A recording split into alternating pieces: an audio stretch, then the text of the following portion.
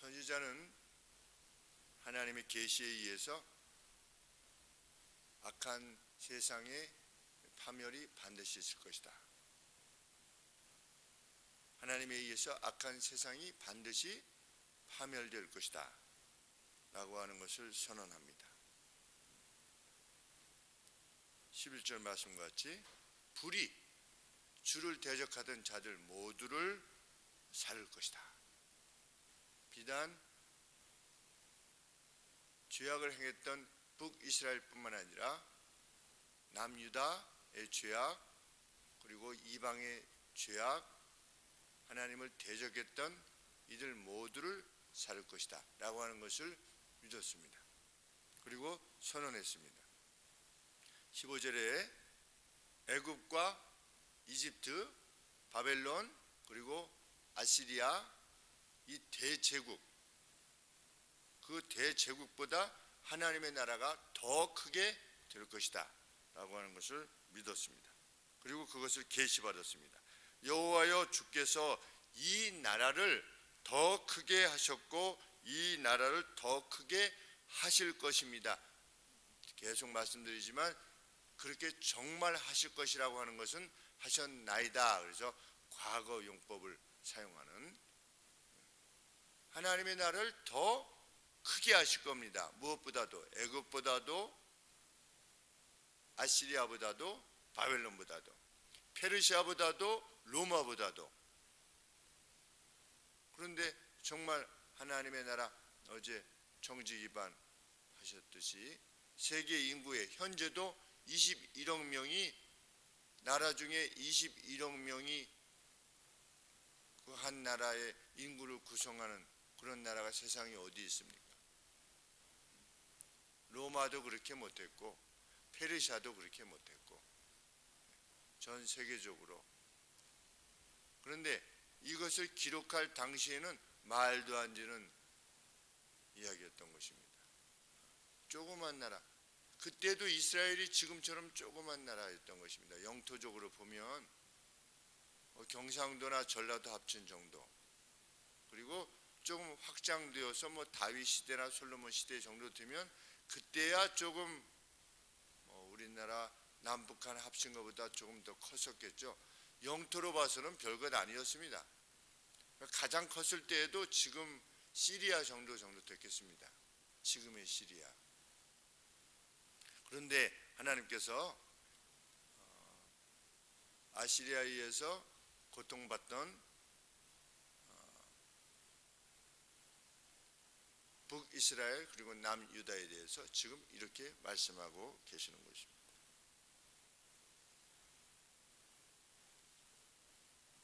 이사야 선지자가 이 심판을 논할 때에는 남유다의 영적 현실이 결코 승리를 말하거나 아니면 부흥을 말하거나 할 상황이 아니었던 것이죠. 그들은 단지 어떻게 할 수밖에 없었다. 16절에 여호와여 백성이 환난 중에 주를 앙모하여 싸우며 주의 징벌이 그들에게 임할 때 그들이 간절히 주께 기도하였나이다. 지금 남유다가 직면하게 되는 재앙은 무엇 때문에 그런 것입니까? 그들의 죄악 때문입니다. 그래서 단지 긍휼히 여겨 주기만을 구할 수밖에 없는 그러한 상황이었던 겁니다. 참 얼마나 이사야의 마음이 아팠을까 그런 생각을 하게 됩니다. 하나님 앞에 구원을 요청해야 되는데 구원을 요청할 수가 없습니다. 왜? 이 벌 자체가 죄악 때문에 온 것이기 때문에. 그래서 크게 소리도 지르지 못한 채 하나님께 호소하는 상황이었을 뿐이다. 그런데 그들의 고통은 어느 정도였다. 임산부가 해산의 시간으로 나아가는 것 같았다. 얼마나 두렵습니까? 이제 아기를 낳아야 되는데. 그래서 고통 가운데 막 몸을 비틀고 소리 지르듯이 그들의 고통이 유다 앞에 있었다는 겁니다. 그런데 그 고통이 마치 바람을 낳듯이 아무런 그 고통이 있는데도 불구하고 아무런 변화가 없었다는 겁니다. 여전히 유다가 직면한 고통을 받으면 이제 끝내야 되는데, 아기를 낳은 다음에는 이렇게 그냥 자연분만 하게 되면 그 다음에 그렇게 크게 고통이 일시에 이제 사라지면서 이제 나중에 치료만 하면 되지 않겠습니까? 그런데 바람을 낳은 것 같았다. 그러니까 유다가 고통을 당하는데 그 고통 이후에 뭔가 변화가 있어 보여야 되는데 변화가 없는 겁니다. 그냥 고통이 계속 지속되는 겁니다. 그래서 17절 말씀에 여호와여 잉태한 연이 산기가 임박하여 구루하여 부르짖음같이 우리가 주의 앞에 이러하니이다. 우리가 잉태하고 고통하였을지라도 낳은 것은 바람 같아서 땅에 구원을 베풀지 못하였고 세계의 거민을 생산치 못하였나이다. 아무런 변화가 없는 것처럼 보이는 겁니다. 왜? 그것이 죄로 인한 남유다의 죄악에 대한 징벌이기 때문에.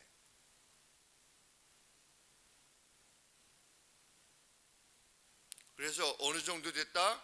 그 오래된 고통과 하나님의 징벌로 인하여서 매우 적은 자가 남게 되었다.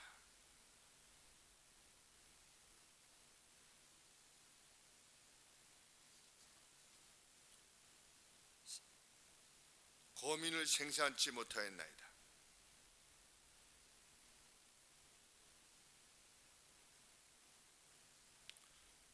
그래서 하나님께 진실한 이들로 여겨졌던 자들 역시 무력한 자들 같이 누워 있을 뿐이다. 다니엘이 가령 예를 들면 다니엘도 어떻게 해볼 수가 없는 겁니다. 그냥 잡혀갈 수밖에 없는 것이고, 다니엘의 세 친구들도 하나님 앞에 있었지만 잡혀가는 점에 있어서는 그냥 땅에 누워있는 자라고 하는 것은 죽은 자를 말하는 것입니다. 죽은 자와 같이 그냥 무력한 상태일 뿐이었던 것입니다. 우리도 역사 속에서 하나님을 잘 섬겼던 이들도 그 정황 속에서 어떻게 할 수가 없는 건 아니겠습니까? 아무리 자기의 개인적 신앙이 좋다 할지라도 그 역사적 흐름 가운데 우리가 어쩔 수 없는 것처럼 남유다 백성이 그랬다는 것입니다. 그럼에도 이사야 선지자는 하나님으로부터의 계시의 말씀을 듣고 남유다 백성에게 소망을 선포하는 것입니다. 이런 상황인데도 하나님께서 불의한 자들, 하나님의 나라를 대적하는 자들을 끝내시고 의로운 자들을 다시금 일으키실 것이다. 이것이 하나님의 약속이라는 것. 교회가 결코 수치스러움으로 내던져지지 않게 될 것이다. 그것을 하나님께서 목적하신다 라고 하는 것을 노래하는 것입니다. 19절 말씀에 주의 죽은 자들이 살아나고 우리의 시체들은 일어나리이다. 길거리에 거하는 자들아, 너희는 깨어 노래하라. 이 죽은 자들, 무력해 보이는 자들이요, 깨어 노래하라. 주의 이슬은 빛난 이슬이니 땅이 죽은 자를 내어놓으리로다.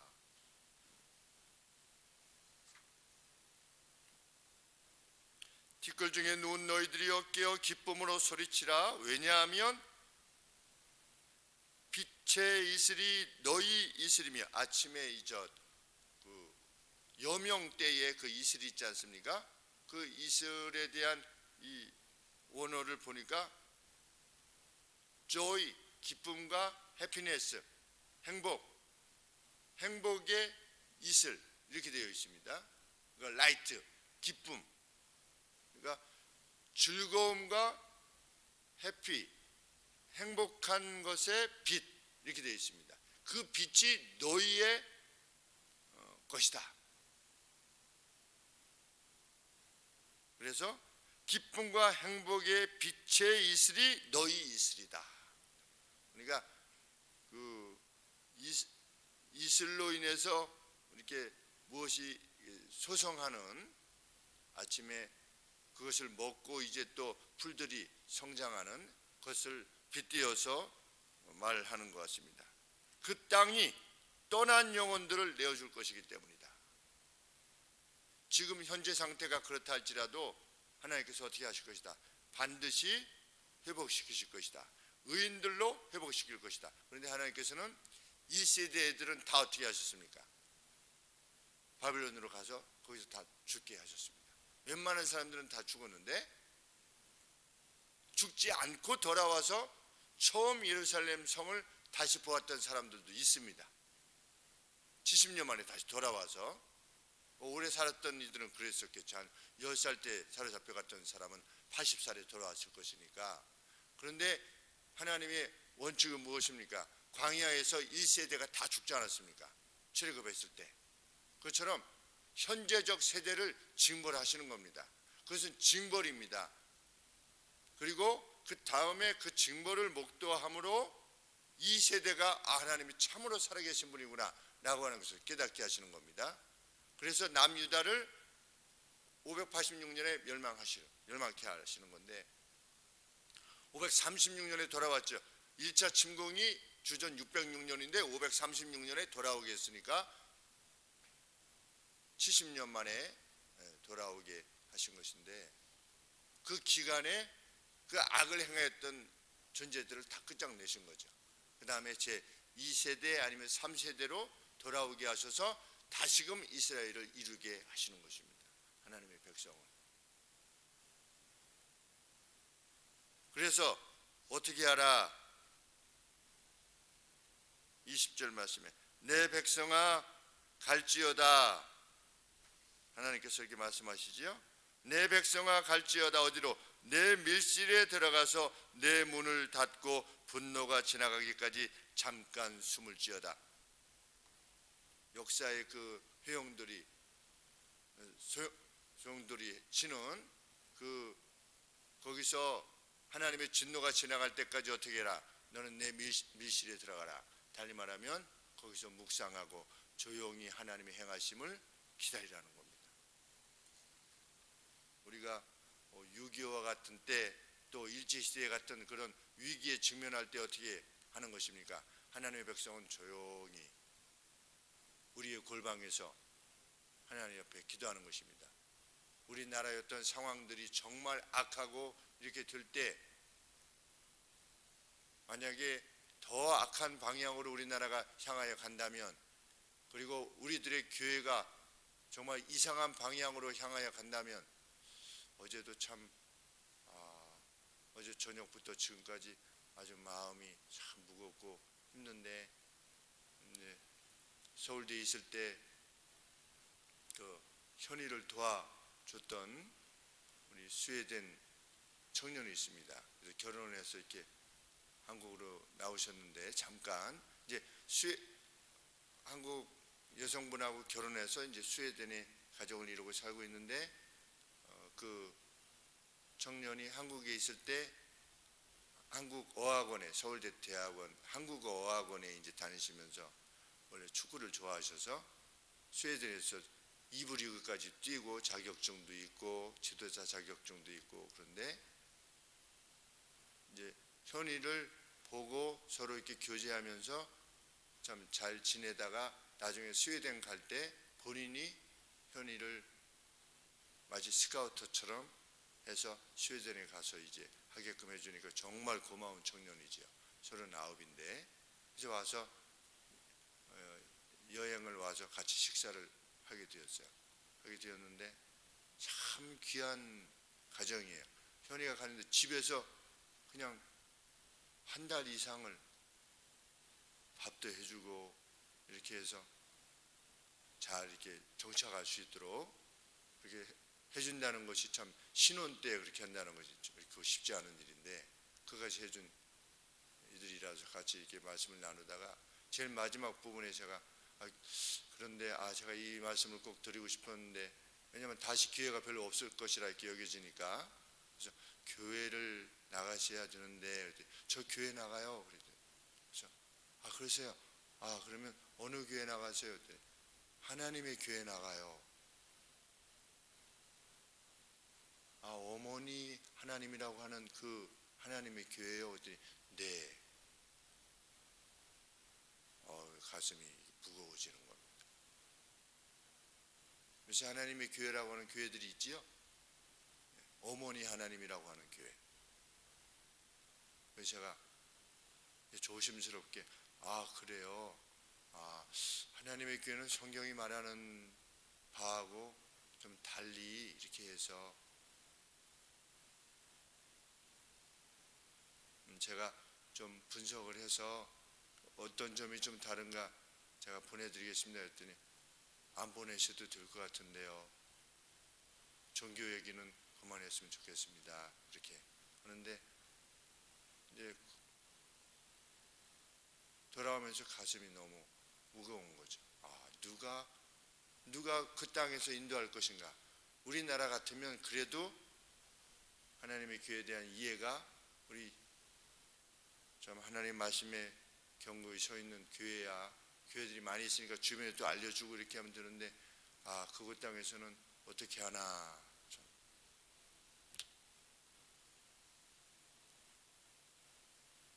안타까운 것입니다.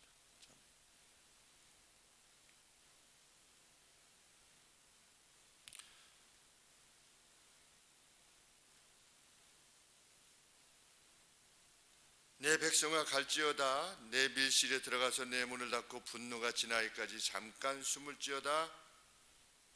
왜냐하면 여호와께서 그 처소에서 나오사 땅의 거민의 죄악을 벌하실 것이기 때문이다. 남유다의 죄악을 벌하시고 바벨론, 아시리아 이 땅의 거민들의 죄악을 벌하실 것이기 때문이다. 그래서 하나님은 결국 어떻게 하실 것이다. 땅이 그 위에 잦았던 피를 드러내고 그 폭력의 피, 가인이 흘렸던 아벨의 피를 하나님께서 드러내신 것처럼 그 피를 드러내시고 그때 당시 폭력을 행했던 그 오만한 제국들의 그 죄악들을 반드시 벌하실 것이고 그 살해당한 자를 다시는 가리우지 아니하리라. 무슨 말씀이냐?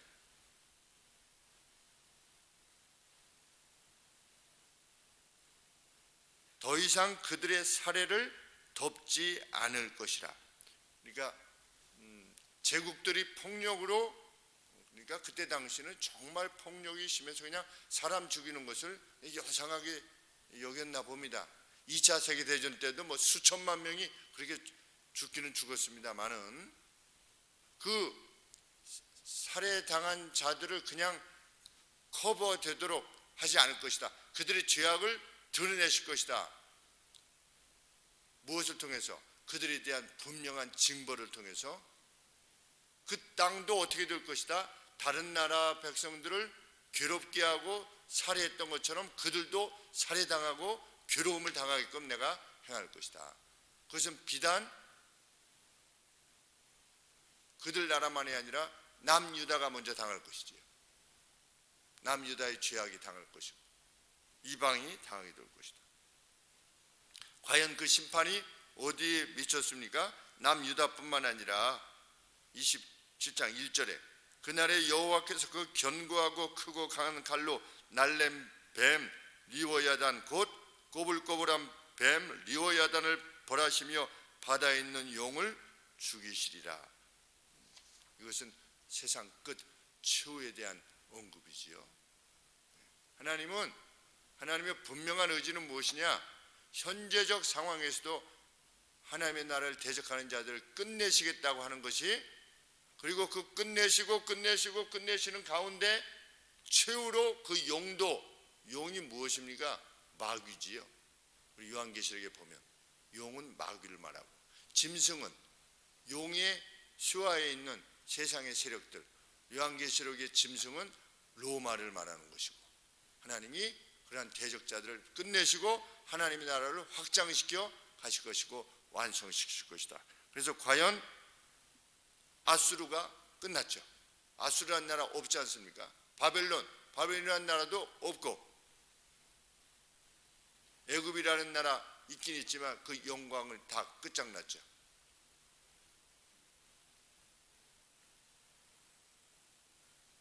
그런 가운데 이 예언의 내용 가운데 이루어 주신 것이 무엇입니까? 예수 그리스도의 도래입니다.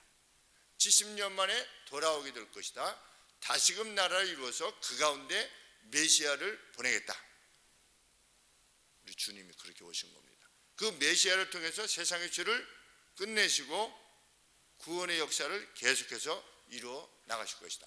그래서 만민이, 세상의 모든 나라들이 어디로 나올 것이다? 예루살렘 성, 시온 성으로 나올 것이다. 큰 기쁨으로 나올 것이다. 오늘 우리들을 말하는 것입니다. 하나님의 역사를 이루셨습니다. 제국들을 끝내셨고 그들의 폭력을 갚으셨습니다. 오늘도 하나님은 폭력으로 행하는 자, 누구를 압제하는 자, 그들을 멸하실 것이고 그 나라를 멸하실 것입니다. 그리고 그 끝에 완성된 나라를 우리에게 주실 것입니다. 그 개개인에게 있어서 이루어지는 일들이 있을 것이고 커뮤니티와 국가에 이루어지는 일들이 있을 것이며 온 창조 세계에 이루어지는 완전한 회복이 있게 될 것입니다. 그것을 믿는 믿음 안에 오늘 우리가 살고 있다는 확신이 우리 모두의 것이 되기를 원하는 것입니다. 기도하겠습니다.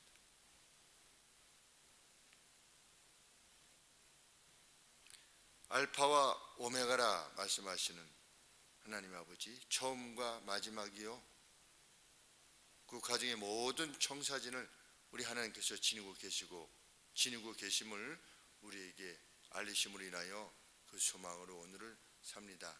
눈에 보이는 전망이 잠시 골방으로 들어가서 하나님의 진노가 지나갈 때까지 피해 있어야만 되는, 참 어찌 보면 달리 할 수 있는 일이 없으며 그 하나님의 진노를 두려울 수밖에 없는 저희들의 그 미약함을 느끼면서도 하나님, 그것이 하나님께서 크게 이루시는 역사 가운데서 행함이심이라고 하는 사실에 대한 확신을 가지고 오늘 우리 행할 수 있도록 도와주시옵소서.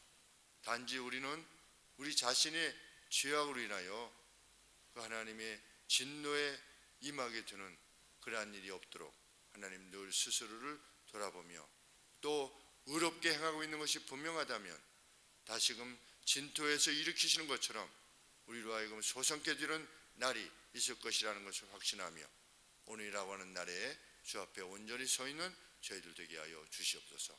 예수님의 이름으로 기도합니다.